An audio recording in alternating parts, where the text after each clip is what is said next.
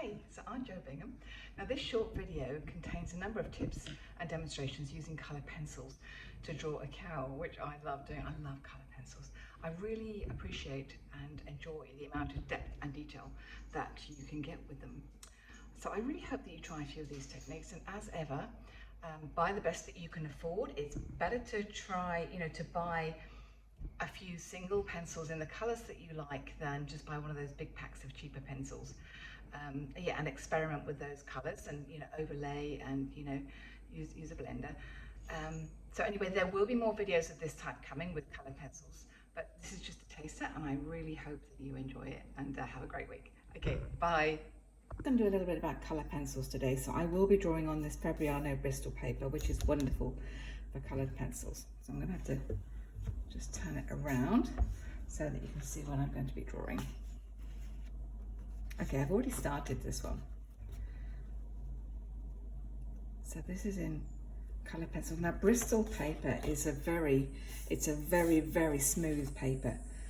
So coloured pencils, you can get this beautiful surface, as you can see with the fur in the ears. So if I just talk about it a little bit first before I even do any drawing, I use a selection of pencils.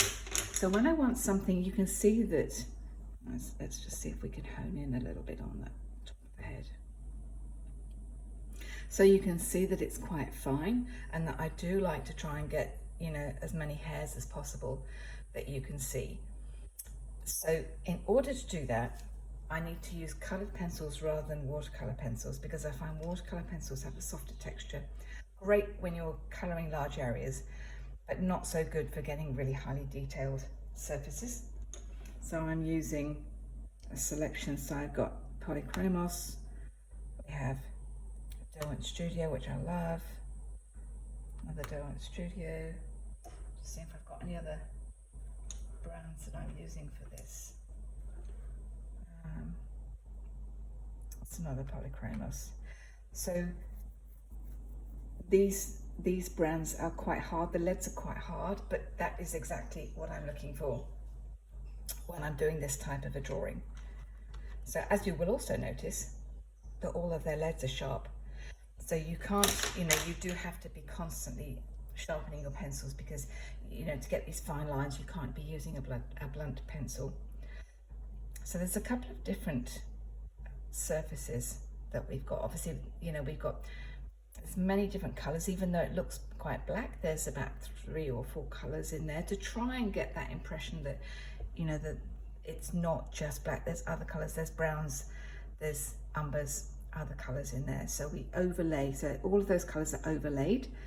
There's about 4 colours in the eye, and then I use a blender just to blend them all together. And even in here, in the white, what you would class the white area of the cow's head, there's probably about 4 colours in each of these little bands of the shadow. So I would use, I'm just going to go and sharpen one more pencil again. So I would use a yellow ochre. So I'll probably start off with a yellow ochre or a pink, something like, oh, there you go, there's a different brand. Look, there's a Lyra, or a pink to start off with. And then I get, and then I would go in with, my favourite, which is chocolate, which is Derwent Studio. And then I probably end up with a black. And then I go back and I refine it. So I will just demonstrate by doing one. So this is my wonderful colour reference. So I'm only going to do one of these just to give you some idea. Now you probably can have difficulty in seeing this, because I colour, when I'm colouring and I'm doing this, you don't want to be colouring so hard that you see much of the colour, because you're going to be overlaying with lots of other colours. It's very similar to watercolour in that, in the process. So we go yellow, and then we go pink. But all of these colours will show up at the end.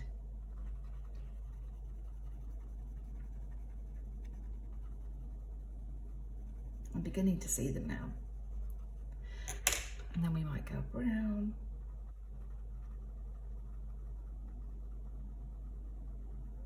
So we're beginning to sort of see some shape now. So and I'm pressing a little bit harder just where that crease is.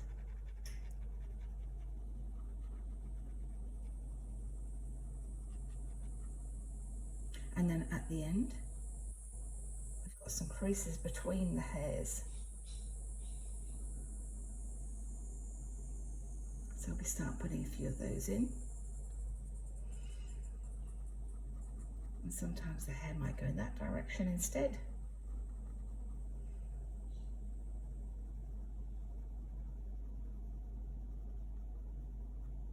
And then I might put just a little bit of black in. I have no compunction or concern about using black when I'm doing animals. As you can see, there's a lot of black in the ears, the eyes. I need it to get the depth of colour.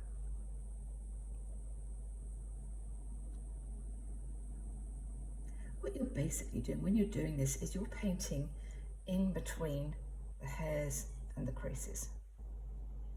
So you're not actually drawing the hairs, you're doing in between. But by doing that, it starts to look like hair. I don't probably need to do much else to that. Can you see how lightly I've drawn? I'm just shading this in a little bit more.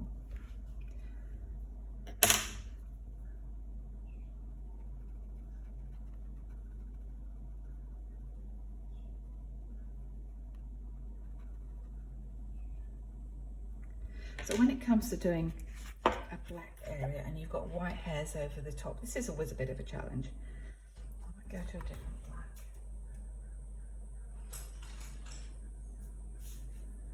So this is the watercolour. This is a watercolour pencil. This is just because I'm demonstrating. Oops, right.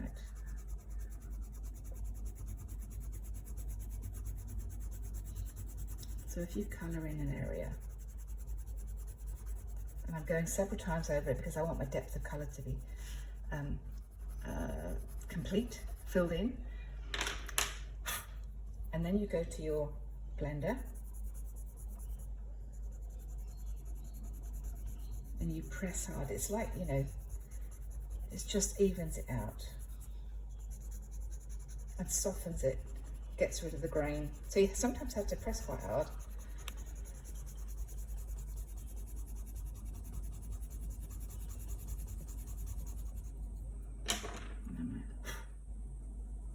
And then you can go back in and fill any gaps that you haven't made, that you haven't managed to do. I'm just going to show you how to do light coloured hairs over the top when you're doing coloured pencils. Right, my yellow ochre is that, sorry, that's raw sienna. Oh, that'll do it. Anyway, yeah, this is raw sienna. It's actually quite good for going over dark colours. It's quite opaque. And also, this is the same, the Faber-Castell watercolour pencil. That's also quite good.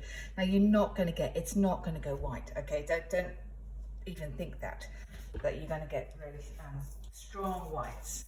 But what it will do is give you some very realistic, because if you look at, you know, back at my photo of the cow, if you look at these hairs inside the ear, they're not white. They're just a sort of pale brown colour. But it means that when you put your white over the top, can you see how you can see them? So if you're doing a cat's ear or the cow's ear or something where you've got lighter hairs, and can you see, you can also see the yellow ochre. You have to keep blowing the bits. It's quite heavy on the pencils doing this. But can you see how you're already getting a hair effect, a fur effect, by layering lighter colours over the darker colours, which is, go back to this, either ear, which is how I get the ear effect when I'm layering colours over one another. So I hope that you enjoyed that very short tutorial. I will be increasing and doing more with colour pencils because I love them. And yeah, I hope you have a great week, and I'll see you next week. Bye.